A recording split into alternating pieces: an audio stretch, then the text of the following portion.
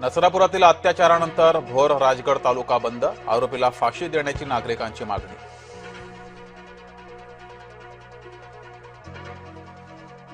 नसरापुरातील घटनेला सरकारनं गांभीर्यानं घ्यावं, गृहमंत्र्यांनी कडक कारवाई करावी, सतेज पाटलांची मागणी. नसरापुरातील पीडित चिमुरडीवर रात्री उशिरा अंत्यसंस्कार, पुण्यातील वैकुंठ स्मशानभूमीत करण्यात आला अंत्यविधी. चाकणमध्ये 11 वर्षीय मुलीचा विनयभंग, अरुण गयाप्रसाद मिश्रा असं नराधमाचं नाव.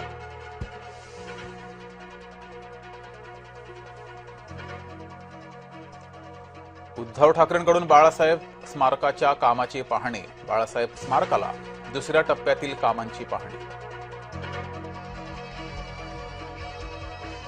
शिंदेंना पुन्हा मुख्यमंत्री करेपर्यंत स्वस्थ बसणार नाही, बच्चू कडू यांनी केला निर्धार.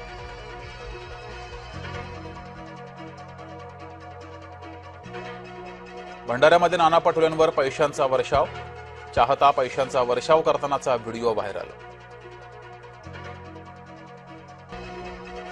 सिडकोच्या 18,876 घरांची सोडत लांबणीवर, सोडत पुढे ढकलल्यानं फॉर्म भरणारे ग्राहक आर्थिक संकटात, सिडकोनं सोडत काढावी अन्यथा पैसे परत करावेत, ग्राहकांची मागणी.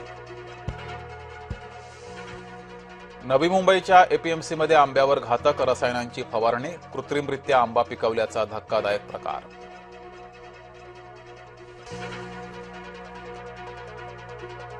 नागपुरात उष्माघातानं तिघांचा मृत्यू झाल्याचा संशय, तिघही बेशुद्ध अवस्थेमध्ये आढळले.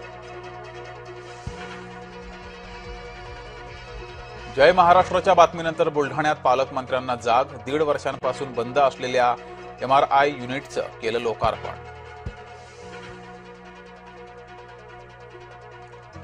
बीड जिल्ह्यामध्ये पेट्रोल डिझेलची टंचाई, 1 किलोमीटरपर्यंत पेट्रोल पंपावर रांगा, शेती मशागतीची कामं रखडली.